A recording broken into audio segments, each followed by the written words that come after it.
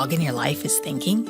Well, join me, Liz Murdoch, animal communicator, talking with the dogs and finding out what dogs want people in their lives to know and understand. I've spent my life talking and listening to animals. So if you consider yourself a dog person or just happen to have a dog, I'm here to help you learn how to talk or listen to the dogs in your life. I chat with people too, sharing stories and tips on exactly how animal communication or being a dog whisperer makes an impact at home or when working with the dogs.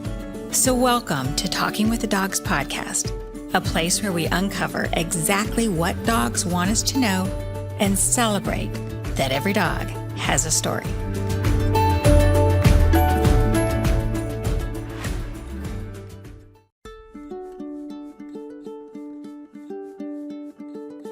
This episode is brought to you by Noble Pet Foods. No nonsense, no bull. Go to noblefoods.com, use promo code DOGTALK15, and they'll deliver dog food to your house with Noble. So welcome to Talking with the Dogs. And this week's episode, I have guest Lori Cohen from the Beagle Alliance.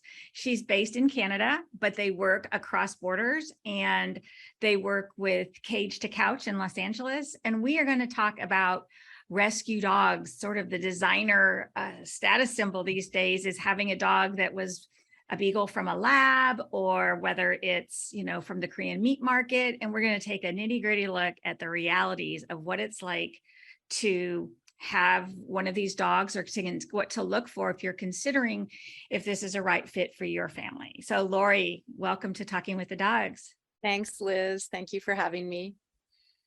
Sure. So Lori and I met years ago now, it seems at this point. I had done a podcast episode on a dog that was rescued from the lab's Beagle Freedom Project. Yes. Okay.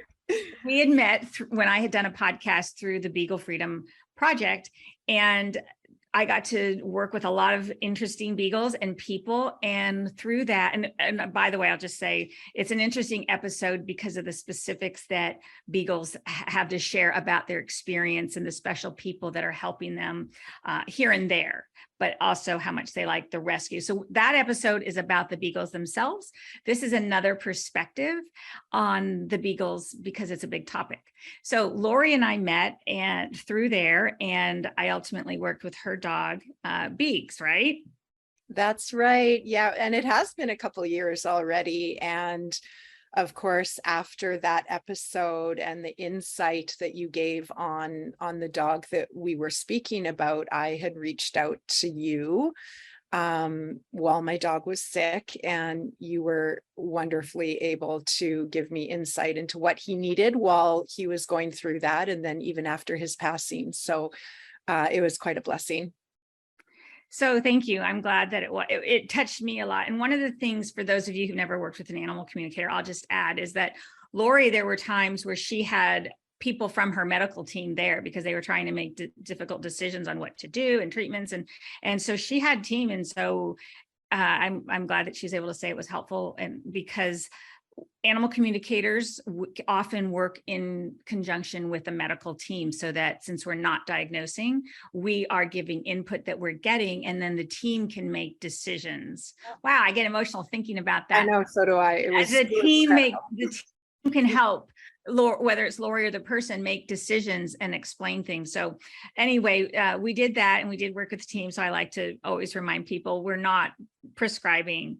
So Lori has continued her work with the beagles, and tell us what you're doing now. One of the things with Beags is, and with anyone having, and I talked about this in my episode this last week, that when an animal passes, sometimes we shift what we're doing, or we throw ourselves wholeheartedly into something new. Lori, what are you doing with the beagles now? So I'm essentially we are doing rescue with laboratory beagles and animals that are abused and neglected. We do get calls for abandonment, etc. I think one of the things I learned about Beags was simply his craftiness and all the characters of a beagle that sort of brought me to the place where I said, how can this testing go on? And of course, beagles are the most tested on breed and animal testing. So we applied for charity status in Canada, which was quite a process. And we did get that last year. And so we've started working in Canada, approaching the laboratories. We are, as you had said, Liz, working across borders. So we've basically been with our partner Rescue Cage to Couch in Los Angeles. We've been privileged to be able to help some of the in vivo beagles, which I'm sure everybody's heard about and read about. And so we've placed a couple of those beagles in forever homes in California and in Canada. So we are attempting to end animal testing and make people aware about non-animal uses in research. So, gosh, thank you for the work you're doing. So educate us a little bit more about why is it so bad? You know, people think, well, we need to know, we test medicine, we need to know if it's safe. We've been doing it for years. What is the turning? Like, you got Canada agreed, you know, the labs are starting to release more and more animals. Why is this so important? Well, it's important, I think, and this is something that we've really started researching and finding a little bit more about the effects of the animals being in these research facilities, but not only that, the workers in the facilities as well. So we do already know that 90% of any testing that goes on is ineffective for human use. So the model itself is not fabulous to begin with. It's not necessarily providing us with, you know, the be all end all of cures that people think that it is, and that this is truly helping humanity. And then on the flip side of that, the workers who work with these animals, for the most part, they've gone into their careers to do good, and then they find themselves doing harm, and it takes quite a toll on them as well. So we've got animals suffering from PTSD, anxiety, and a myriad of physical diseases because of what they're injected with, etc. And then you have the workers who feel shame, anxiety, the same anxiety and PTSD, and not feeling like they entered the career that they thought they were doing. So the whole, I think that if we could move towards non-animal use, and there are models being developed right now in Canada and every other country, many other countries, I think that it would only be beneficial for both the animals and the people if we moved in that direction. Yeah. Well, I was certainly touched by the animals, and it surprised me. One of the first beagles that I talked to, who described this kind woman that would come, and how she was very quiet and she was very gentle and very nice. And it was powerful to think about that, and what it must be like when the dogs, whether they pass away and they're grieving the loss of this dog, or whatever, when the dogs are taken. And you don't hear much about the people speaking out. Are they under non-disclosure contracts? Absolutely, many of them are, yes, for the most part. From what we've been privy to, yes, they've signed a lot of non-disclosures, and they're just simply not permitted to speak out, which is why we have a whistleblower email, and we ask that they reach out to us confidentially if they're feeling there's a safety issue or there's a confidentiality issue. Got it. Okay, so wow. So tell me what happens when someone wants to adopt a beagle. You know, it was been in the news with the royal family who adopted one, and you know, people are like, "Oh, that's so great, we want one." And it's sort of like when you see a Chihuahua in the movie, and it's like, "Oh, everyone wants one," and then there's too many, or it doesn't go right. How do people know if it's a right fit for them? How do you decide? Yeah, no, that's a great question. And it reminds me of 101 Dalmatians, because that's another perfect example where, you know, something looks great and we don't necessarily know exactly the details and the personality of the breed. But so people apply for a variety of reasons. In some cases, they really do apply for the notoriety of having a beagle that's been tested on. Right. Many people apply because they love the beagle breed and they just want a beagle. And the interesting thing about both of those things is that it can pose problems if the person is not vetted properly and educated. So the people who just apply and want a beagle don't realize that these are very special needs beagles and very special needs animals. They come with a whole host of issues, anxiety, etc. Sometimes there's seizures that are unexpected from the harmful effects of being in the lab and exacerbated by stress. And so we do a good interview and we have a really honest discussion, of course, about that these animals are special needs and they're coming with a possible host of issues. As well, on the other side of that, the people also that want a beagle from lab testing, they haven't, in some cases, not all, they haven't thought it through enough to know that these issues exist. And also, if you've never had a beagle, in many cases, we have to discuss the beagle breed. They're little escape artists. They're crafty. They're going to dig under. They're going to climb over. And that sometimes that breed does not work for everybody. It has to be a discussion. Got it. Okay. So how do people deal with in case of emergency? I've just got a beagle and I can't be here. I mean, the royal family, Prince Harry, he had to leave his beagle, and that could happen to anybody. What do you do when because you can't just hire, it's hard enough for like me. I have dogs and mine are not special needs as much as they think they deserve special attention. What happens when you have a special needs dog? You get called away in emergency, and what would anybody do to care for a dog? How do you find the right dog sitter, or et cetera? Yeah, and that's perfect. I mean, I think this all has to be, instead of reactive, I think it has to be a proactive situation. So before you're even adopting your dog, who are your support systems? What happens if there's unfortunately a death in the family, someone has to leave? What if your parents are getting older, you have to go help them for a month? I think that you have to think about where you're at in life and then think about, as you say, emergency situations. So that's where you have your support systems in place. And I think in the best case scenario, you do that prior to adoption, and you have the same conversations that we would have with potential adopters, you would have with your support system. I know for me, mine are not special needs, although I'm with you. They think they should get all the special attention. It's very hard for me to even go on a business trip or even one night away. Right. So I have had to create a support system that I can go and ask and say, is this possible? And it's not always one person, because if an emergency comes up, that one person can't possibly drop everything. So I think that having outside the immediate family, having a support team and people who know your dog and are familiar with your dog's traits and that your dog knows them is the best case scenario.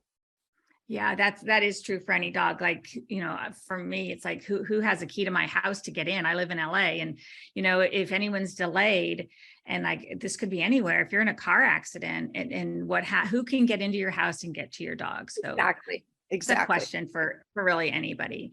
Okay. Thank you. So what else? How about, like people who have special needs, whether it's a child or an adult who's sick and needs care, and the caretakers need support. How do people, if they've adopted, and this is same like with the Korean meat dogs, I've worked with them too.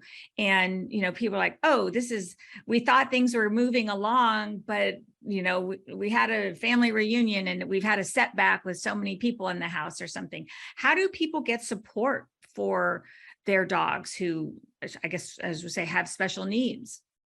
Well, in terms of, speaking from the Beagle Alliance, and they get 24/7 support. So especially when they're fostering, they can reach us at any time if there's anything going on. But even after they adopt, we consider everybody a part of the family, and we're still reachable.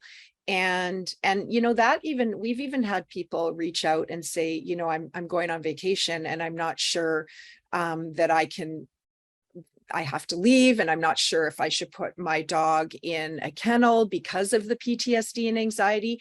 So we will talk them through that, talk through a lot of the personality of that particular dog, what they're used to, what their schedule is, what their routine, and then make suggestions and kind of talk it out. So we are definitely a resource, but we're also a resource for people who have not adopted from us. So again, we've had people email who have a beagle or have an animal from animal testing that are experiencing some of these issues, and they'll just give us a call and reach out just to say, what do I do, and is there some way that you can offer resources, etc. And we do help with that. So that's definitely, reaching out to experts is always, an added bonus. I'm not going to say that we know everything by any stretch, but we certainly will walk people through it and go through it. But again, I think the support system is the number one thing. I think it takes a village, and that's what's important. Yeah, it really does. Okay, so I really liked what you said about the beagle's personality. And dogs have preferences, and it's just like labs. You can have one lab that's very quiet and timid, and another lab that is gregarious and like, oh boy, does that dog have a lot of energy? And I think that's a good thing for anyone considering adopting a beagle. When I spoke with another adopter who had reached out to me, she had several dogs, and it's like one of them loved the crate. It was the safe space. The dog had memories where it felt safe. It had survived in its crate, and it sort of nestled in, and that's where I'm going to go. And the other one wouldn't even go in the crate. And so I think that's a good point. I just wanted to build on that. Dogs do have preferences, and it's really important for any dog, but especially a dog that has had PTSD, that we have to respect those needs if we want them to decompress and be able to become resilient role models. Absolutely. Right? Yes, exactly. Okay, so what else is important to know about adopting a beagle and long term? And how long does it take for them to sort of blossom? Is there a time frame that people can say, okay, well, we're committed, we can do this. It's going to be about, some people will talk about the 3 days, 3 weeks, 3 months. Is that true with beagles, or does it depend?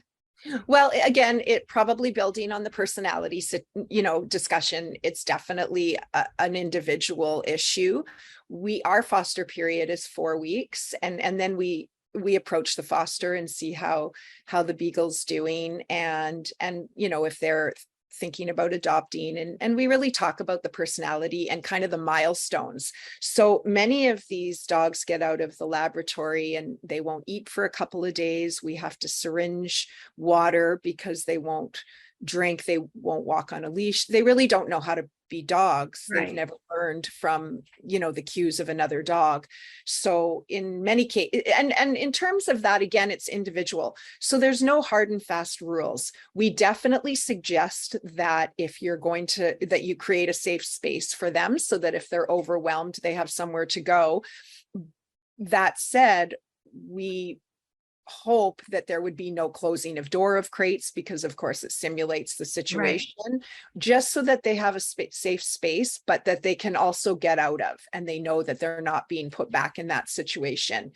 So that said, it really is an individual time frame, but you see the milestones, because you see that where they were a little bit aloof, in some cases they're cuddling up on the couch after a week, or where they have trouble going through a doorway to the outdoors, they're starting to run through and they're excited to go outside. So there's different milestones, and they happen at different times, and we just watch the progress. And again, in terms of beagles, and I think it's important because of what you had said, Liz, about sort of the notoriety of having a beagle, especially given this time with this in Vigo, the 4,000 beagles. Now, as monumental a win that is in the animal testing world, and as fabulous that it is that 4,000 beagles are going to live in forever homes and not live in a filthy facility and be euthanized, there's still something to think about a beagle. So if you want to save an animal, it doesn't necessarily have to be a beagle. Right. And I know from our partner rescue and from working in the States that the shelters in the United States are overflowing.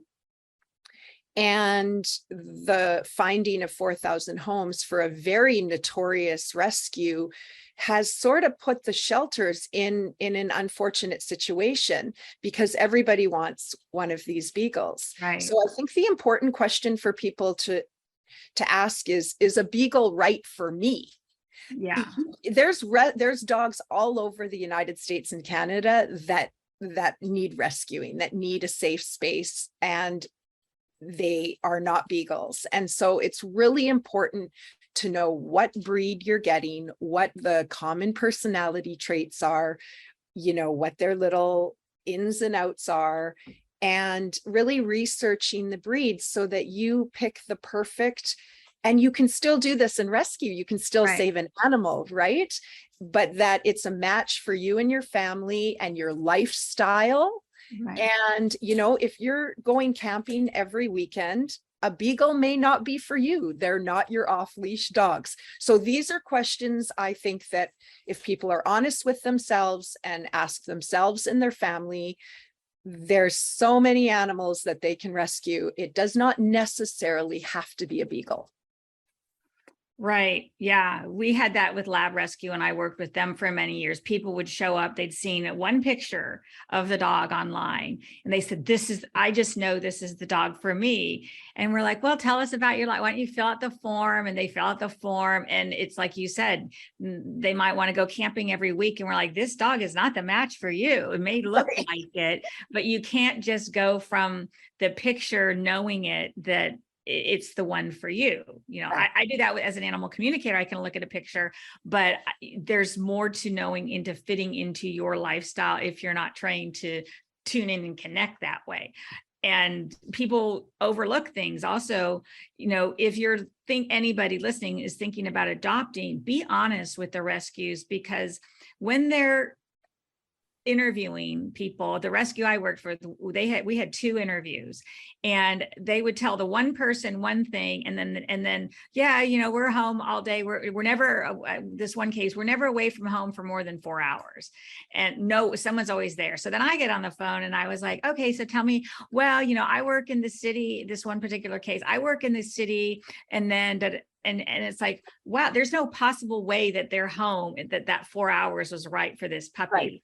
And it's like, this isn't lining up. So just be honest, because the volunteers are really trying to help both the adopters get the right dog and have it be successful for the people, but also advocating for the dogs.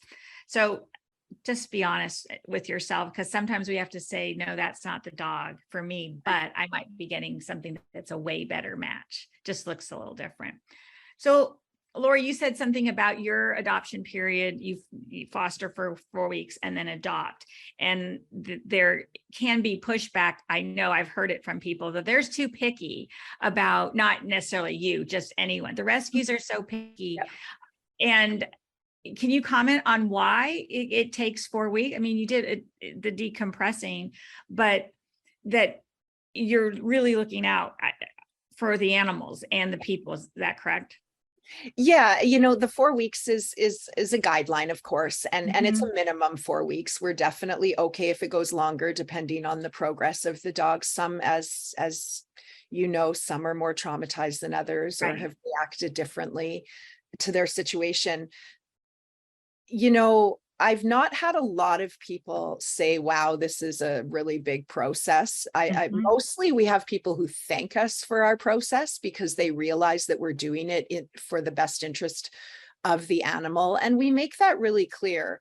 We're not trying to find adopters a dog. We're trying to find the dogs a family.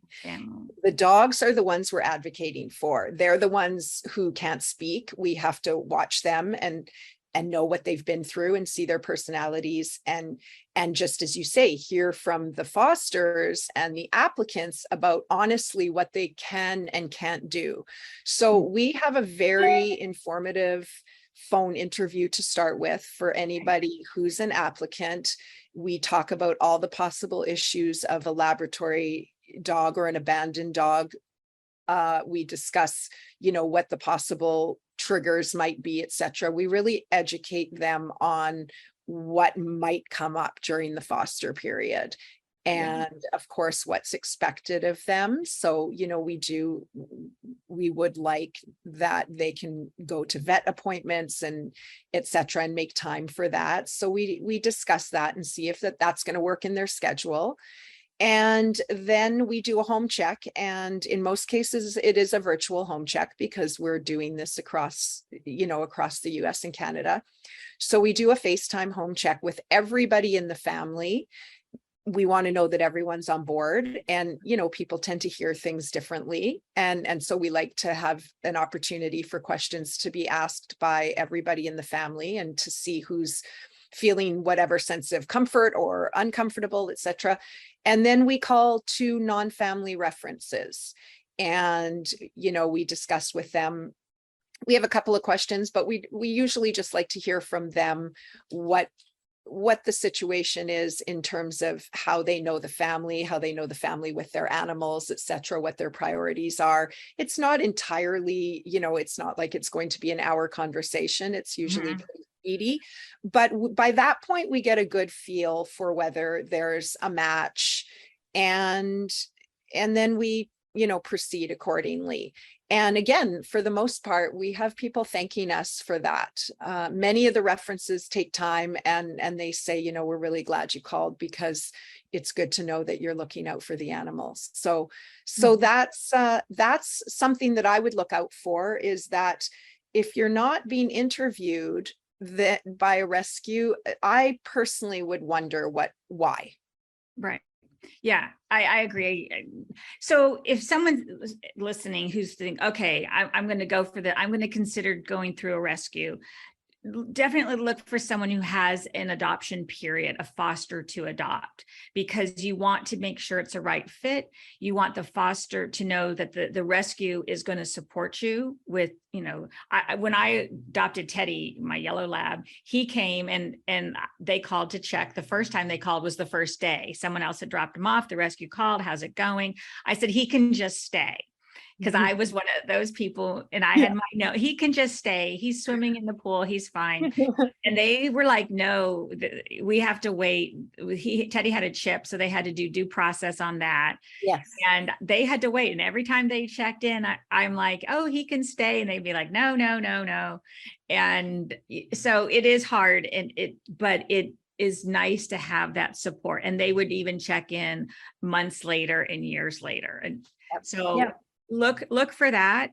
If you're thinking of doing that with a rescue, that's why there's rescues that are called reputable rescues. You can vet and choose your rescue, whether you're going for a beagle or any other dog, because it is a village. And, we want to help.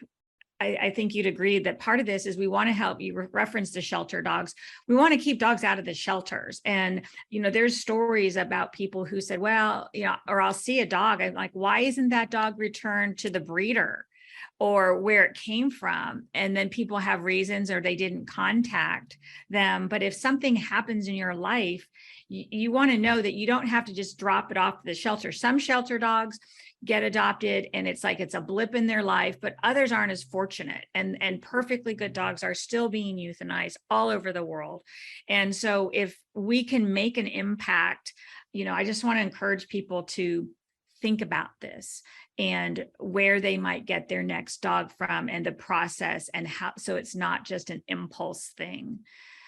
So aside from that, if someone says, well, I have a full house, I can't get a dog, but wow, this has got me thinking, I want to help. What can I do? Do you have any needs now with Beagle Alliance that you need volunteers or support? What do people do if they want to just do something? I say, just do something. You don't have to adopt. What can people do to help the Beagles, Lori? Well, I think that's a great question. And I think that, of course, there is always something that people can do. And, if you can't foster and adopt, that's fine. And in terms of our mission, which is to end animal testing and move towards a world without animal testing, you can definitely start shopping cruelty free. And we have some resources on our site, the beaglealliance.org, that are great for showing you what products are not tested on animals. So that's a definite way that most people can incorporate into their lifestyle and start shopping cruelty free. We certainly, are grateful for all donations that go to, for the most part, they go towards the the veterinary costs for the animals once they're released. And we do have an application for volunteer online. And the easiest thing, I think, too, is to just share. We're on social media, to share our mission, to start to follow and like us, both the Beagle Alliance and our sister rescue Cage to Couch. And we're just trying to spread the word and make people more aware. And those are ways that you can do that until such time that maybe you have an opportunity to foster. What I would like to add, Liz, if you don't mind, this is a separate thing about the contingency plan, because this is something I've done and a lot of people that I know have done, is that they have a plan for if something were to happen to them. So I personally know a lot of people who have named their animals in their actual wills, so that if something unexpected happens, that their animals are taken care of. And that's another thing that I think is an easy thing to do and really solidifies the fact that your animals won't end up in a shelter. And we've seen many animals end up in shelters because maybe the elderly person lived alone with that animal and passes away, and nobody in the family can take the animal, and there's another dog in a shelter who has basically known love and companionship their whole life and now finds themselves in a shelter. So contingency plan, great idea. Definitely. And there are people who do that. Mention it. So if you're listening and you work as an attorney, or somebody can help somebody draft something up that's notarized to do that, please look into that. When I was working with Lab Rescue, there was a dog who he was taken to Lab Rescue because it was in the will exactly where they wanted this particular lab to go.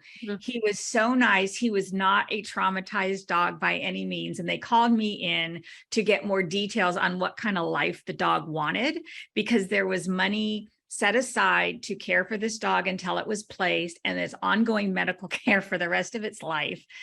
And they just they're like, we need to know who to place this dog with, because it was, again, highly desirable in its situation, because it wasn't traumatized, but they wanted to advocate for the dog more and a little bit more information. So that was a fun chat with him. Yeah, that's awesome. So this is great. I am so glad that you could come. I'm going to just check. Was there anything else? No, we covered quite a lot. Say it again, where people can find you if they want to go deeper and learn more about both Cage to Couch in the States or Beagle Alliance in Canada. Sure. How can they get in touch with you? What's the best place? Best place is through both of our websites. So the beaglealliance.org and cagetocouch.org. And you will find email there that you can certainly email us and phone us as well. So we want to talk with people. It doesn't necessarily mean that you are wanting to adopt or foster. If you have any questions or want to know more about the mission, by all means, please reach out to one or both of us. We're there to chat and talk about what we're doing.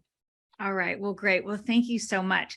This is a huge passion of mine. I started doing animal communication with the rescues, when I was doing it with other dogs, sort of professionally. And I've seen how it's made such a difference, the work of the rescues and advocating for dogs. So stay tuned for more podcast episodes working with the dogs, their stories, and the advocates across the globe who are working in so many different ways. I hope some of you may be inspired, whether or not to adopt a dog or foster, but to get involved somehow, to do something. Maybe you adopt a rescue to follow and sponsor. Whatever you do, keep talking and listening and being open to the dog's perspective.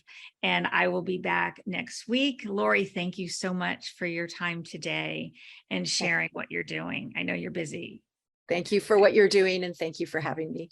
Sure. I'm Liz Murdoch. Here's to Talking with the Dogs. Ready to find out what your dog wants you to know? Visit talkingwiththedogs.com, book an appointment with me, and we'll find out. Thanks for tuning in to Talking with the Dogs.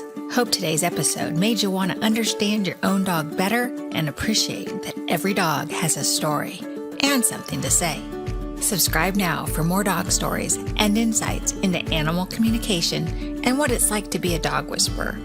Review this episode on Apple Podcasts or follow Talking with the Dogs on Instagram or Facebook and sign up for a chance for you and your dog to be a guest on the show. Whatever you do, I hope you'll spend time talking with the dogs.